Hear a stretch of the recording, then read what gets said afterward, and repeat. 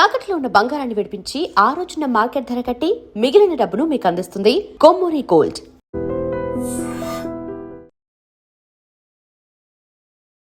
నమస్తే, welcome to I dream. నేను వలి.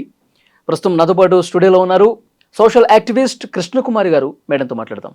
నమస్తే మేడం. నమస్తే మేడం, మొన్న మే 3వ తారీఖు నిర్వహించినటువంటి నీట్ పరీక్షని లీకేజ్ అయిందని చెప్పి ఈరోజు రద్దు చేశారు. నేషనల్ టెస్టింగ్ ఏజెన్సీ ఈరోజు రద్దు చేసి సిబిఐ విచారణకు కూడా ఆదేశాలు ఇచ్చినట్టుగా తెలుస్తోంది. 23 లక్షల మంది పరీక్ష రాశారు మేడం. ఇప్పుడు ఢిల్లీ నుంచి ఇక్కడ వరకు కూడా ఆందోళనలు రోడ్ల మీదకి వచ్చి చేస్తూ ఉన్నారు. మేము ఇంత కష్టపడి చదివితే ఈ పేపర్ లీకేజీలు గొడవ ఏంటి అని చెప్పి తల్లిదండ్రులు కూడా చాలా బాధ, ఆవేదన కనిపిస్తోంది. ఈ పేపర్ లీకేజీలు గతంలో కూడా చాలా చూసాం మనం. సో అంటే ఎలా చూస్తారు మేడం దీన్ని? ఇది చాలా దురదృష్టకరం, బాధాకరమైన విషయం అండి. పిల్లల పాయింట్ ఆఫ్ వ్యూలో చూస్తే వాళ్ళు 2 సంవత్సరాలు ఇంటర్మీడియట్ చదివి ఆ తర్వాత ఎన్నో ఎగ్జాముల కోసం అని చెప్పి, అంటే మన స్టేట్ ఎంసెట్కి కానీ నీట్కి కానీ లేకపోతే కొన్ని పాండిచేరిలో జిప్మర్ ఎగ్జామ్ అని లేకపోతే ఇంకోటని వెల్లూరు ఎగ్జామ్ అని రాస్తూ ఉంటారు. చదివి అసలు నిజంగా మన ఎవరింట్లోనైనా మెడికల్ ఎగ్జామ్ రాసిన పిల్లలు ఉంటే ఆ కష్టాలు వాళ్ళకి బాగా తెలుస్తాయి. వాళ్ళకి ఒక సినిమా ఉండదు, ఒక పండగ ఉండదు, ఒక పబ్బం ఉండదు, ఒక పెళ్ళి ఉండదు, దేనికి చదువుతూనే ఉంటారు. పుస్తకాల పురుగులాగా ఇంకా చదువుతారు. అంత చదివి ఒక రకంగా వాళ్ళు ఈ 2 సంవత్సరాలు అయ్యేసరికి పిచ్చోళ్ళ మాదిరి అయిపోతారు పాపం. అలాంటి పిల్లలు అమ్మయ్య పరీక్షలు అయిపోయినాయి, బాగా రాసాము, ఖచ్చితంగా సీట్ వస్తుంది అని రిలాక్స్ అవుదాము అనుకునే సందర్భంలో ఇప్పుడు ఇది పిడుగులాగా పడింది. దీనికి మూలం ఏంటి అంటే, ఒక 4-5 రోజుల నుంచి వాట్సాప్ గ్రూపుల్లో ఈ ప్రశ్నాపత్రాలకి సంబంధించిన వివరాలు రావటం మొదలైతే బాగా తరోగా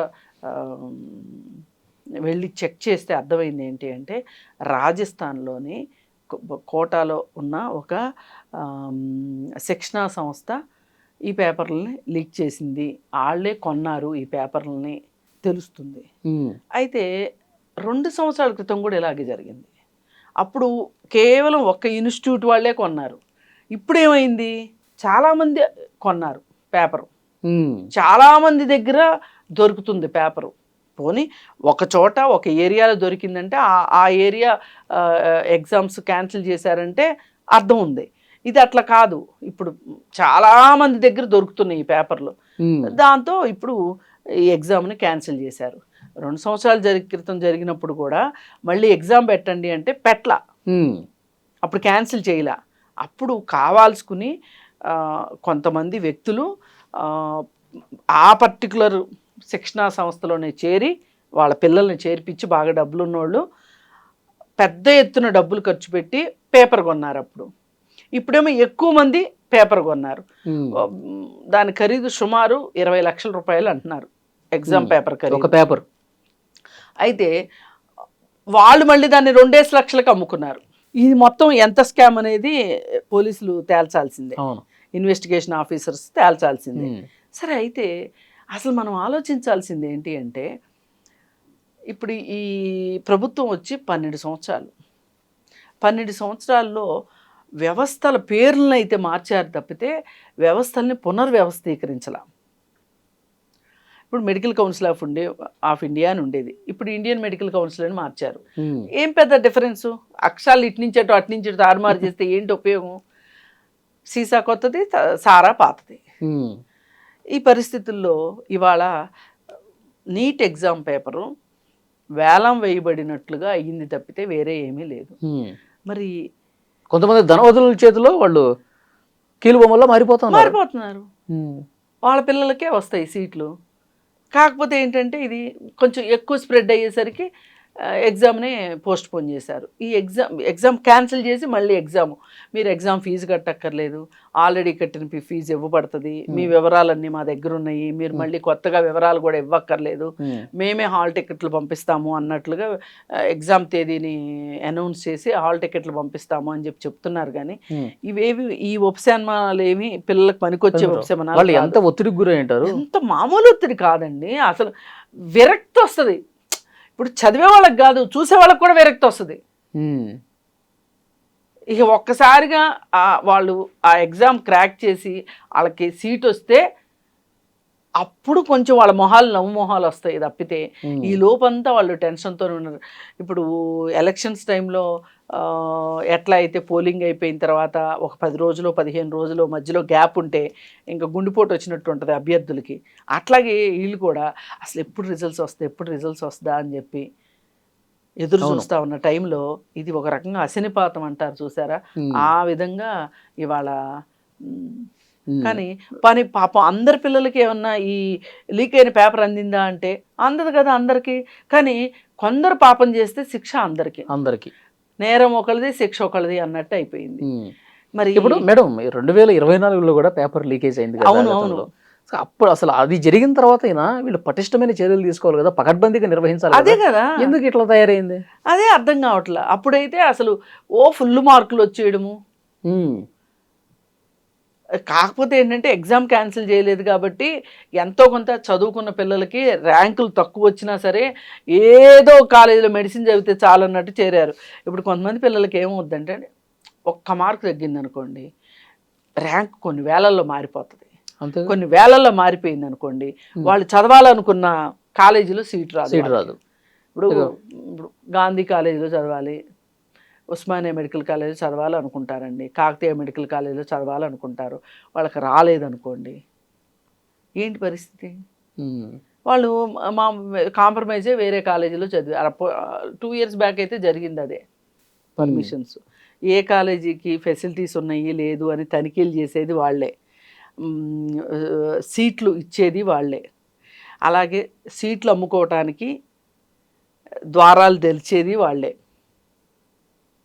ఇవాళ ప్రైవేట్ కాలేజీలు పంట పండిపోయింది. ప్రైవేట్ కాలేజీలు ఎన్ని సీట్లు అమ్ముకుంటున్నాయో.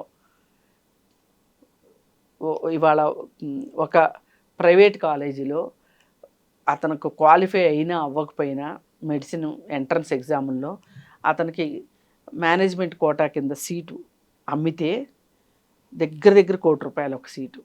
అవి పర్సంటేజ్ పెంచుకుంటా వస్తున్నారు. ఇప్పుడు చాలామంది రిజర్వేషన్స్ గురించి చాలా బాధపడిపోతుంటారు. రిజర్వేషన్స్ ఉన్నాయి, మాకు సీట్లు రావట్లేదు అది ఇది అని. కానీ ఇలా సీట్లు అమ్ముకుంటే, కన్వీనర్ కోటా కాకుండా మేనేజ్మెంట్ కోటాలో సీట్లు అమ్ముకుంటే డబ్బులున్న వాళ్ళకి రిజర్వేషనే కదా ఇది.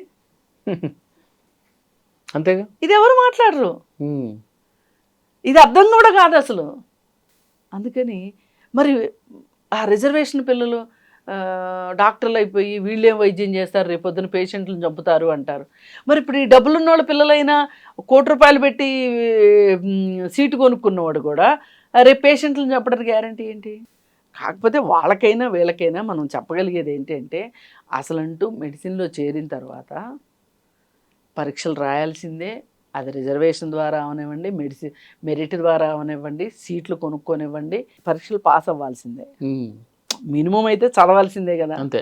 కాకపోతే డబ్బులు ఉన్న వాళ్ళకి ఇక్కడ కూడా ఇంకొక వెసులుబాటు ఉంటుంది. డబ్బులు ఇచ్చి పేపర్లు కొనుక్కోవడం ఎంతసేపు? అక్కడ ₹1 కోటి పెట్టే బదులు ఇక్కడ 20 లక్షల లోపే అయిపోతుంది కదా.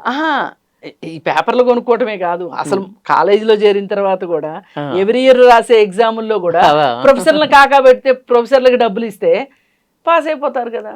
అందుకని ఎవరో రిజర్వేషన్ పిల్లల మీద పడి ఏడ్చే కన్నా డబ్బులు ఉన్నోళ్ళు చేసే అరాచకాల వల్ల కూడా సమాజానికి నష్టమే జరుగుతుంది కదా.